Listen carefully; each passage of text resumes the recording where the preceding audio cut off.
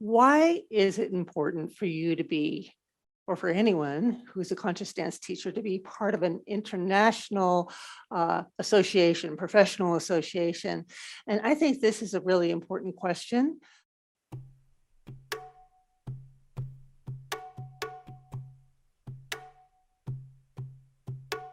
There's a long history to this. If you look back 20, even 30 years ago, what you'll find is people who were teaching conscious dance, but you would have been identified by your school. And I think as the field has grown and we have broadened and we have deepened our work, it's no longer appropriate to be identified solely with a school.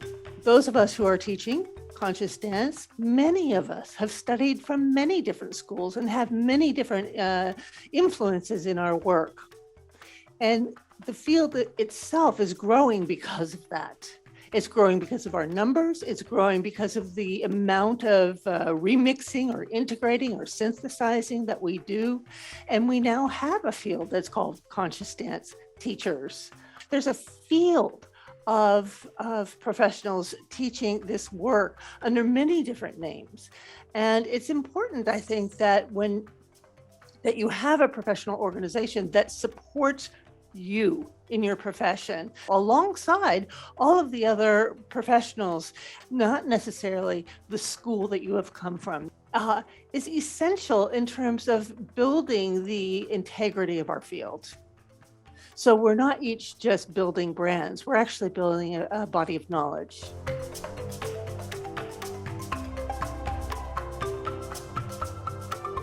And as professionals, we want to uphold ethical standards and scope of practice. And scope of practice means you teach, you offer what it is you really are trained to do.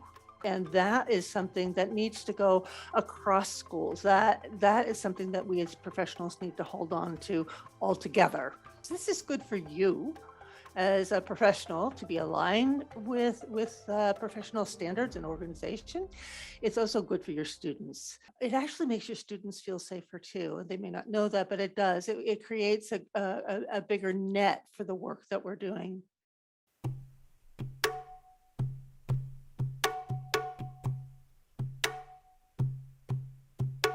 The reason Open Floor International requires an independent professional organization for teachers is we really want to avoid the conflict of interest that happens when your teacher's organization is under your school.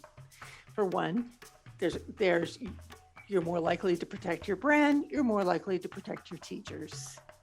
It was actually my husband in 2013, just at the year after Gabrielle Roth died, and I had been her student and friend and colleague for over 30 years. And it was time at that point to leave that school. And many other teachers of the 5 Rhythms were in that kind of transition point, and we joined together to create Open Floor International. But at the same moment, we realized we didn't want to be a professional organization, that it was important that there would be a separation between what was taught and ourselves as professionals. We really demand, we want our teachers to be part of a larger field. We don't need them to be aligned with Open Floor International. We need them to be really well educated, to have great ethics, to have real clarity in what their scope of practice is. And we want them to have continued education from Open Floor, but outside of Open Floor. And so having an independent professional organization does all those things. Whereas if we had, and it would be tempting, right? It would be tempting to keep those students inside the school and have a fee and do all these things. But that doesn't, I think, and we think, that doesn't support the teacher. We want them to be a professional in the field. So that's why we do that.